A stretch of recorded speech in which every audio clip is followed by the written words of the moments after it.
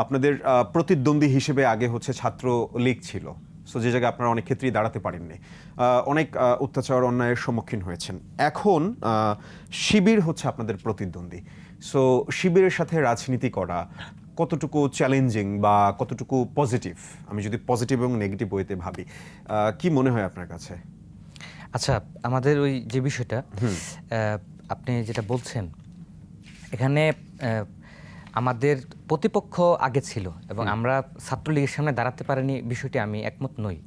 আমরা কিন্তু দাঁড়িয়েছি, যতটুকু পেরেছি আমরা তাদের সাথে মোকাবেলা করার চেষ্টা করেছি, কিন্তু তারা আমাদের উপরে যেভাবে রাষ্ট্রযন্ত্রকে ব্যবহার করে আমাদের উপরে আক্রমণ চালিয়েছে। আপনি সেই সময়কার ফুটেজগুলো দেখলে ইয়ে করবেন, যদি তারা যদি পুলিশ ছাড়া আমাদের সাথে আসতো তারা কিন্তু 1 মিনিট টিকতে পারতো না।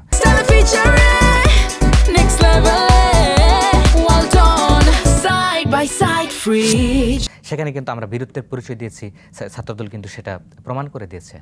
এবং ছাত্রলীগ তো আমাদের একটা প্রতিপক্ষ ছিল দৃশ্যমান, কিন্তু ছাত্র শিবিরকে তো আমরা দেখি না, বা কারা কে ছাত্র শিবির করে এটা বোঝা মুশকিল, বা তাদেরকে দেখাই যায় না। তারা আপনার বট আইডি দিয়ে আপনার আক্রমণ করে ইয়ে করে, এবং সেই জায়গা থেকে এই যেই গুপ্ত এই যেই মুনাফিকি, তারা আমাদের ছাত্র রাজনীতির জন্য একটা বিস্ফোরা এবং একটা ক্যান্সার আমি মনে করি। এবং এই ক্যাম্পাসগুলিতে তাদের যেই আচরণ বা তাদের যে কর্মকাণ্ড সেগুলি কিন্তু দৃশ্যমান নয়। তাদের ভীষণ মিশন কি বা তারা কি নিয়ে তাদের পলিসি কি সেটাও কিন্তু দৃশ্যমান নয়। কিন্তু তারা এরকম বিজয়ী হলো কিভাবে? আমি যদি হচ্ছে বিভিন্ন ধরনের বিশ্ববিদ্যালয়ের হচ্ছে ছাত্র সংসদ নির্বাচনের কথা বলি, কি মনে হয় কিভাবে তারা নির্বাচিত হলো?